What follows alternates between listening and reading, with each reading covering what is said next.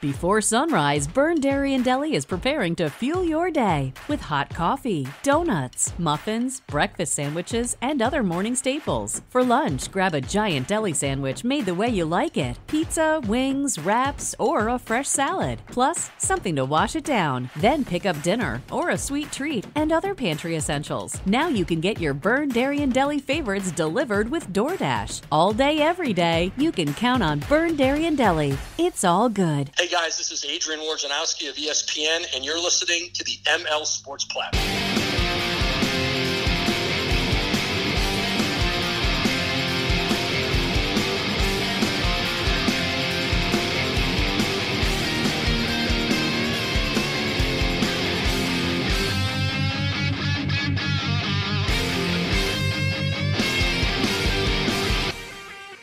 It is another edition of the ML Sports Platter, all over the major platforms. Go ahead and download, subscribe, leave feedback, and a 5-star review. We are brought to you by our great friends over at Welch & Company Jewelers, Stanley Law Offices, the Vince Aguirre Consulting Group, and Elevate Fitness Syracuse. Two great locations.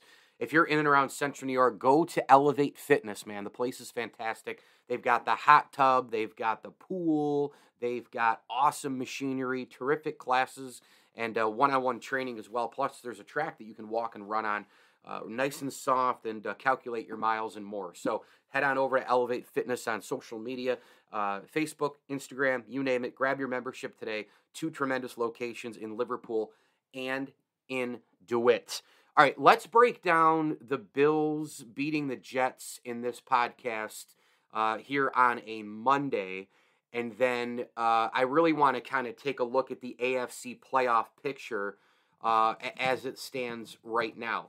First things first, the Bills had to have this win. And I think they had to have this win in convincing fashion. But I think winning the game the way they did with, leaving no doubt to it, I think it was really needed for this team, considering what happened last week against the Jacksonville Jaguars, just a complete and utter dumpster fire. And, I think it's I think it was imperative, I do, to win the game. When you think about what's really wild, right, is when you think about one game, because it's such a week-to-week league, right? We all know that. But when you think about one game, look at how everything changes. Everything changes. Last week, the Bills lose to the Jaguars, and a lot of people are jumping off the bandwagon. This team isn't good enough. They're not a Super Bowl contender. They're not... we shouldn't be taking them seriously. They have a ton of work to do. Holy cow, other teams... There's so many other teams that are better than them now. It was one game, it was 1 week, but it was such a bad loss. And, frankly, we'll get into this deeper later in the show, but, frankly, there is a lot of truth to it from the standings standpoint. It may cost Buffalo, in the end, home field advantage. I mean, that one loss may. It's just a place you don't want to be. I mean, it could cost them a seed. I mean, the Titans keep winning, but you had to kind of bury it, and the veterans on the team got together and said, look, we can't change last week. Let's go win this week.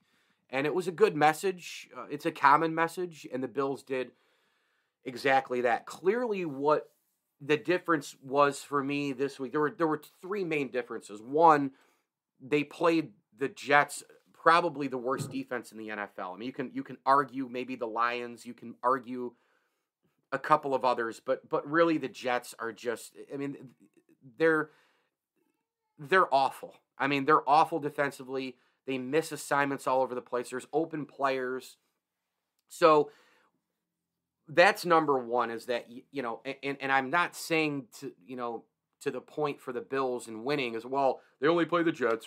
Well, you can't say they only played so-and-so, or they only played so-and-so's offense, or they only played so-and-so's defense anymore, because Tampa Bay beat Washington yesterday. Washington beat Tampa Bay yesterday. It's still pretty early here on Monday morning.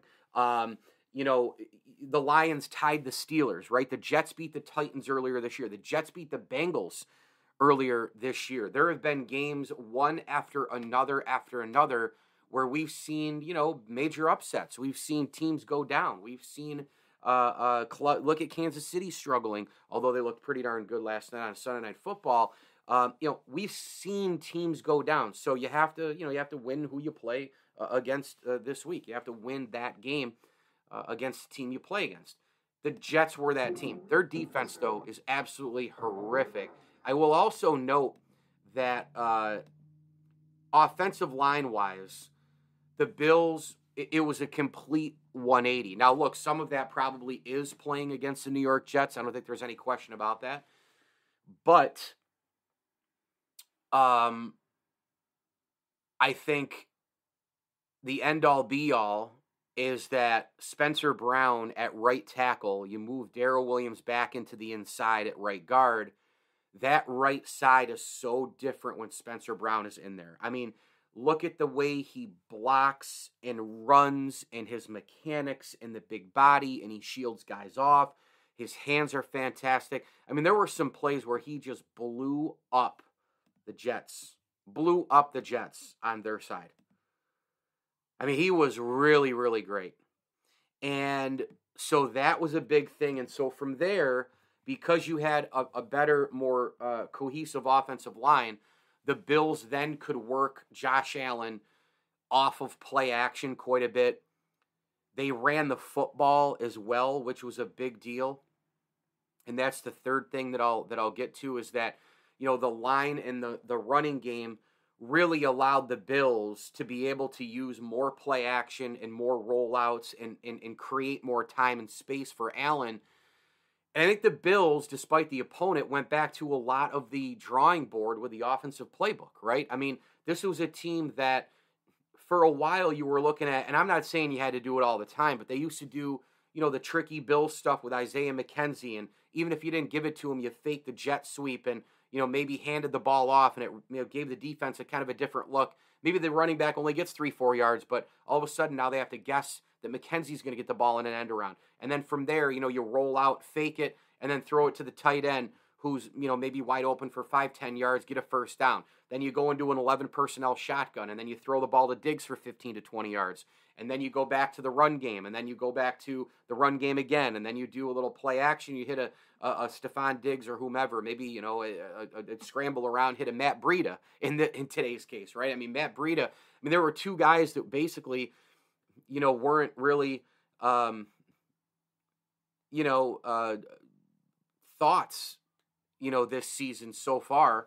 Matt Breida would be one of them, right? I mean, here's a guy who we had no idea if he was even going to play this year. For a while with the injuries and with Boston Singletary taking his load eventually, would there be a situation where he would get some time? I thought it was a good offseason signing because I thought that he could fit in nicely with his speed and his overall game, his repertoire. And then F.A. Obata, a guy who they grabbed as defensive line help, really hadn't made any kind of a mark, hadn't gotten a lot of playing time. He was great against the Jets, 2 tackles, and he had a sack in this game. So those were 2 really impactful players for Buffalo, and I was really, really impressed with Josh Allen in this game. I know he threw the bad pick, but man, he had an 85.3 QBR, a 125.6 rating for 1 week at least. And again, week-to-week league like crazy. We can pack away the Josh Allen stinks narrative. We can pack that away. 21 of 28, 366 yards and 2 touchdowns. Again, was able to utilize play action, rollouts, etc. off the running game. Bills receivers, he spread the wealth. This was a Stephon Diggs type of a game. He made some awesome catches, electric plays, had a big bomb at 57 yards, caught a pass for a touchdown. The first one was marked out of bounds. The second one was just an awesome teardropper from Allen to kind of like the left shoulder. Diggs grabs it. Bills win that battle. Stephon Diggs, 8 catches, 162, and 1 touchdown. I mean, that's a big-time day. Gabe Davis, 3 for 105. I don't understand why Gabe Davis hasn't been playing more this year. It has not made sense from day one for me. He was last year the player I predicted to be a breakout guy as a rookie. He, in fact, was that guy to a large degree. And this year he's been non-existent. Well, let's get to mid-November here, apparently, because that's when Gabe Davis is going to play more. It doesn't make any sense to me. I don't know why he hasn't played more. He's another target. He's another big body. I thought he should have gotten a lot more targets the last couple of weeks, especially with the Dawson Knox situation in terms of the injury. Well, guess what? Finally, he gets major targets, major looks, 3 catches, 105 yards. Great day for Davis. Sanders, as my phone drops for the second time there. Emmanuel Sanders, 2 for 27. Matt Breida, 3 for 22. Dawson Knox, 1 for 17. Beasley, 2 for 15. Cole Beasley really hasn't been a factor in this Bills offense except for maybe a game or two where they've needed him in space. A lot of times where teams are covering, and we saw this happen against Miami, which was the blueprint for Jacksonville as well. But Jacksonville took Beasley away a lot more just because they have that much better of a defense. They cover the field more. They're better in coverage. They're way more aggressive and physical. But against the Dolphins a couple of weeks ago, the Dolphins were playing some cover 2 deep, and then they mixed that with some cover 0 and 1. And, the Bills then looked at it and were like, well, we're going to go underneath. And they just kept taking what the defense was giving them, and it was Allen to Beasley. It wasn't one of those games today because the Jets were in the secondary. They were so bad that, you have to get to Diggs. You have to go deep. You've got to keep mixing things up. And I thought Dable had a really awesome game plan in terms of the offensive mixture. Like I said, they went to the drawing board a lot. From what's worked in the past last year. Again, every week isn't the same in sports, and certainly not in the NFL. It's different team, it's different stadium, it's sometimes a different time you play, sometimes a different time zone you play in, different coaching staff. It depends on who's injured, you and the opposition, depends on who's hot, who's not. There's so much that goes into the NFL and winning one game. It is absolutely mind-blowing. And so, we have to obviously keep everything within reason. Not too high, not too low, blah, blah, blah. But the Bills' offense was able to at least, I guess, capture some of the things that they have done last year on their way to the AFC Championship game offensively. In those high-scoring games, remember when they were scoring in the 30s and low 40s? We're waiting for Josh Allen's 300-yard game. Then it was 300 every time and 400. And so a lot of that offensive game plan I saw against the Jets. I saw jet sweeps. I saw play action. I saw utilizing the running game. I thought that they utilized the running game more than any of us could have predicted. I thought that they were going to use it. Again, I'm not a big rush more guy. There's a lot of people out there, well, you have to have 150 yards rushing in order to beat the Chiefs. Well, look, the evidence does speak for itself that teams that are able to run the football against Kansas City, they do have success and they have won. Teams that have beaten the Chiefs have been able to run the football. Teams that have been able to beat other teams have been able to run the football too. And again, I don't need 150 to 200 yards. 115, 20 to like 150, 60 is really good if you're doing it over the course of time. And that's what the Bills did.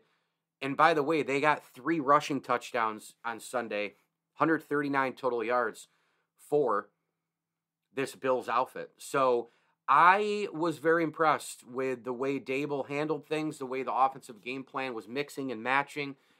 There were jet sweeps, there was play action, there was rollout, there was balls going deep, balls going short. A lot of people got involved in the action. The Bills' hands were great in this one, wide receiver-wise. Gabe Davis making that crazy circus, tip catch along the sidelines was outstanding. And so the Bills win 45-17. Let's take a quick second to talk about a quick minute to talk about the Bills' defense. Before I do that, though, the ML Sports Platter is brought to you by Liverpool Physical Therapy and Brian Comboy of Mass Mutual New York State. Tax-efficient retirement planning. Go with Brian today at advisors.massmutual.com. That's advisors.massmutual.com. Brian Comboy is the official financial advisor of the ML Sports Platter. Big tip of the cap thank you as well to Heather Saxon of Hunt Real Estate. She is a certified and licensed real estate person and the official real estate agent of the ML Sports Platter. And also, a tip of the cap to Burn Dairy. Make sure you stop by Burn Dairy all across central New York. There's a new one opening up on Morgan Road as well in Liverpool. Should be, I think, this week or next week. Stop in, get your chocolate milk, all your grocery necessities. You can stop in. They've got that awesome cooler to the right. They have hot and cold food for your lunches and dinners. Just grab and go. A great beer selection and more at Burn Dairy all over central New York. And, of course, as you're on the road, pop in and get gas at Burn Dairy as well. And you can join their savings program and see how you can save. Their donuts are so good, too, at Burn Dairy. So stop by on your way to work or on your way home, whatever the case may be, at Burn Dairy, a proud ML Sports Platter sponsor. The defense was fantastic today. They were ferocious. I had brought it up before the Jets game. Let's bring the house. Let's not screw around here. And the Jets were just a total and utter disaster in terms of being able to handle that pressure. And we have seen Mike White, who a lot of people had already anointed going to the Pro Football Hall of Fame before this past weekend. We had seen him, despite having success in his game against the Bengals, I think it was a 400-yard game, and then throwing for nearly 400 in another game, despite the success that Mike White has shown and his ability to read defenses and, the confidence that he plays with, he has at times, in fact, many times, he has thrown the ball into dangerous territory. He's thrown it into muddy waters. He is throwing it into space where there isn't a lot of it. And the Bills pressuring and doing their thing created a lot of turnovers for this team. And I just thought from the beginning they really, really did a great job. Now, A.J. Klein was in for Tremaine Edmonds. A.J. Klein is normally a really, really bad coverage guy and a great run guy and even a pretty solid guy in terms of rushing the quarterback when they need him to be. He was outstanding in this football game. I mean, he covered well, and he had 7 total tackles, 6 were solo, and 2 were for a loss. So A.J. Klein came to play. He was terrific in this game. You had Jordan Poyer all over the place. I mean, this guy, him and Micah Hyde, they continue to be the best safety duo in the NFL. And they just keep going every single week. These guys do something. Fumble force, fumble recovery for Micah Hyde. Spectacular play. Spectacular. Jordan Poyer had 10 tackles in this game. 4 of them were solo. These two guys are just absolutely amazing. And by the way, all 5 turnovers were caused by the secondary because the other 4 turnovers were interceptions. Levi Wallace had 1. Taron Johnson had 1. Jordan Poyer had 1. Trey White had another one. Can you believe Trey White's numbers right now, ladies and gentlemen? The Bills are 9 games into this season, right? They're 9 games in. And guess what? This guy has absolutely, positively been just... You can't throw against him. I mean, you really can't. And while I understand that he, hasn't had, 15 interceptions or something, while a lot of the reason for that is because these defenses are electing not to throw at him. And if you look at the numbers with Trey White, it's just solid across the board. It's cover corner. I don't know what the analytics are telling me about, the times they don't throw his way because he's a dominant number 1 cover corner. It's got to be pretty good. But, he's got a half sack this year. He has a pick. He has 22 tackles, 12 assisted. 22 solo tackles, 12 assisted, 34 total. I mean, he's playing at a very, very high level. And I think if teams threw at him more, I think Trey White would have more interceptions. They just don't throw it to his side. So the secondary was fantastic. 1 pick each for those 4 guys I mentioned: Wallace, Johnson, Poyer, White. Hyde had the forced fumble and the recovery. This Bills special team day was pretty good. I mean, Hack had a pretty good day.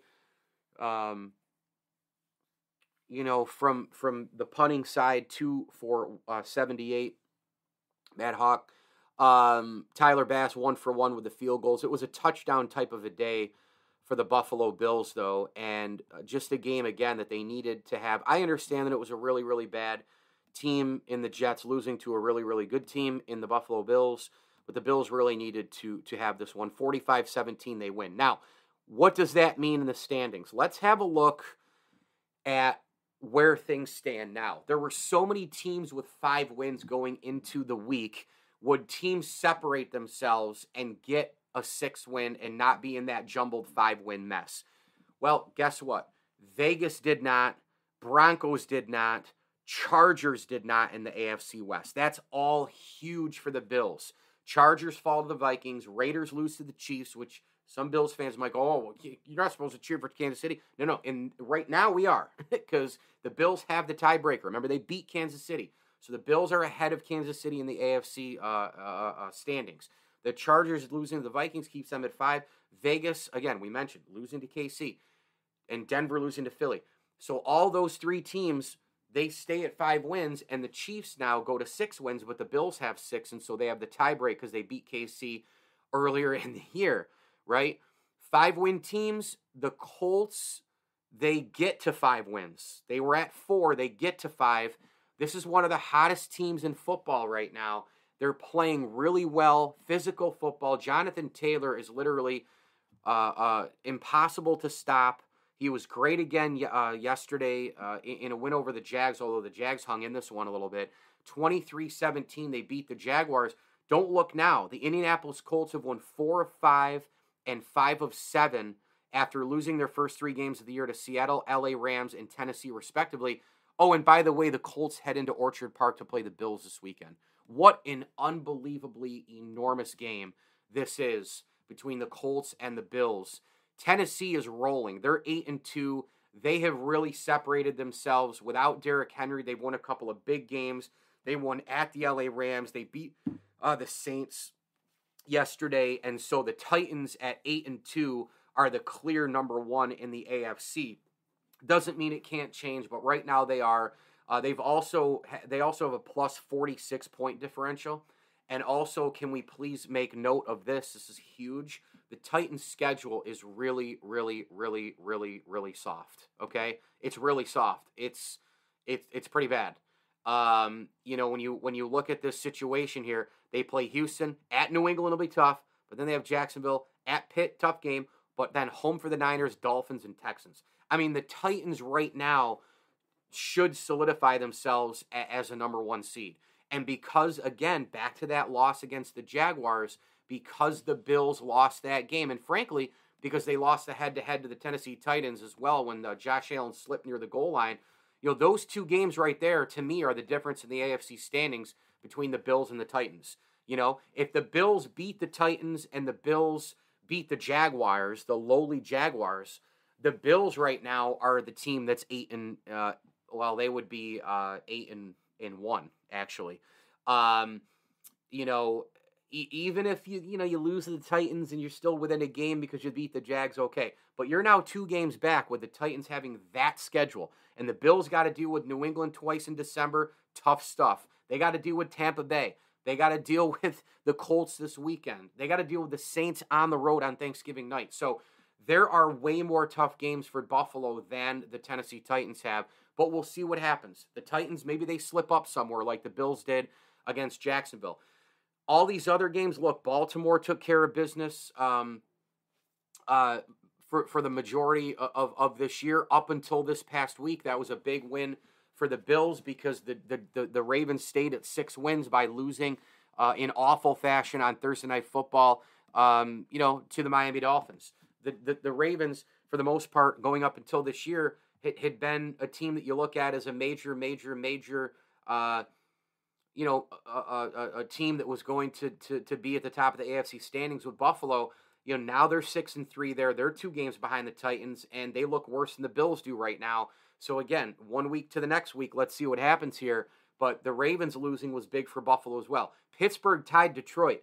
That's awful. That's terrible. That hurts the Steelers big time. There's no question about that. The Bengals, I mean, look at Cleveland losing to New England. Now, New England wins, and they're in the division with Buffalo, so it doesn't help the Bills in that regard. But if the Bills can just keep staying ahead of New England, it won't matter. They can handle their own thing there. I almost think that if Buffalo can kind of control their own destiny in the AFC East and stay ahead of New England, clearly, obviously, beating them twice would help. But New England beating Cleveland kind of indirectly helps the Bills a little bit because it keeps the Browns now at 5 wins, and they're now 500, and they've dropped significantly in the standings. They've lost 3 in a row. You look at Cleveland right now, and, they're kind of irrelevant here, right? I mean, now that they've lost, they're kind of out of the playoff picture. Again, a lot can change here. I'm sorry, they haven't lost 3 in a row. They've lost 2 of 3. Forgot that they went and thumped Cincinnati a couple of weeks ago. But Cleveland, they just don't really have a lot of answers right now. Offensively, they get rid of OBJ. Cleveland's better offensively without him. But boy, against the Patriots, it didn't matter who they had. They couldn't do anything against New England. This football team in Cleveland, they're swooning hard right now. They are nosediving.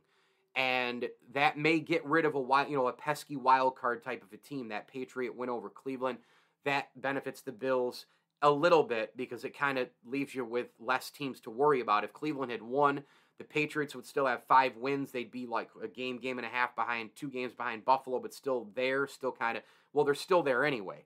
Cleveland losing puts them now a game behind the Bills and certainly at least in the win column, and it puts them 2 back in the loss column. So that's a major difference. That's a major swing there.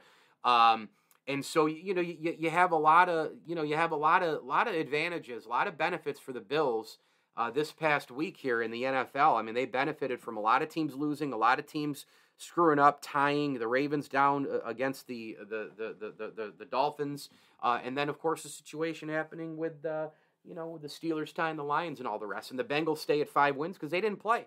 They had a bye week. So that's kind of a look at the AFC playoff picture right now. Still plenty of football left to play. Obviously, the Bills, with 9 games remaining, they've played 9 games. They have 8 games remaining.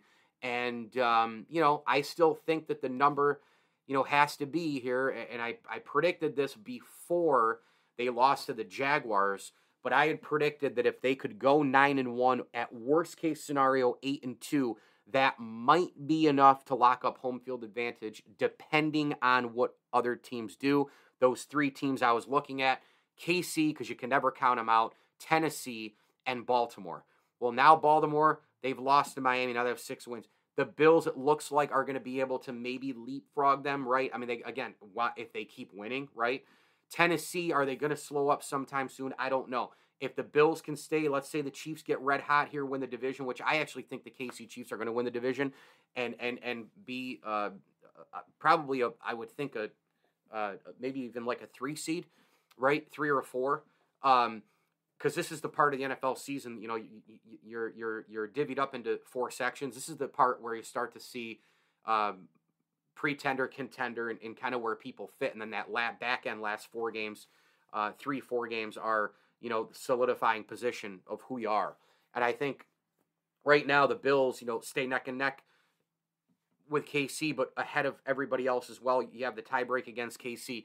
I'm just interested to see if Tennessee will slip up. The Bills have the Colts this weekend. Then it's at New Orleans, New England, Tampa Bay on the road. That's 4 really hard games. Carolina at home should be a win, although Carolina looked unbelievable with Cam Newton back on Sunday against Arizona. Then they go at New England, really tough game. Atlanta and the Jets back end should be wins. The Bills, 1, 2, 3, 4, 5, 6, 7, 8. It might be hard to go 7-1 here the rest of the way. If they can go 6-2, that puts them at 12-5.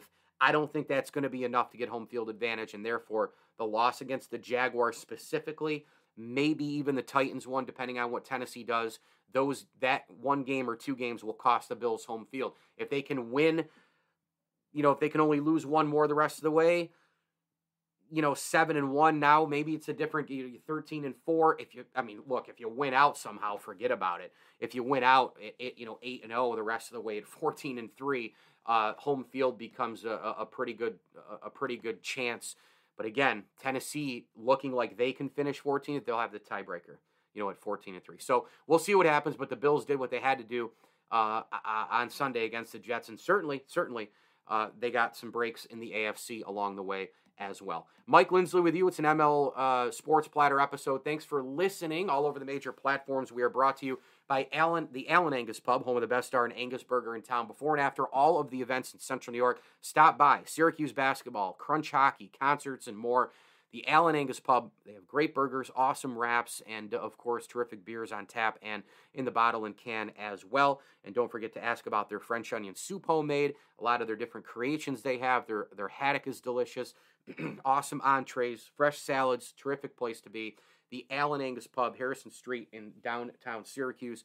Allen Angus Pub, a proud ML Sports Platter sponsor. Tip of the cap, thank you as well to your State Farm agent, Matt Graham, Barks and Rec Doggy Daycare, the Syracuse Fitness Store, and Stanley Law Offices. Stanley Law Office is a title sponsor of the ML Sports Platter. Together, they'll work to get you the maximum award. Thanks again for listening. I'm on Twitter at Mike L. Sports. As I always tell you, enjoy the games.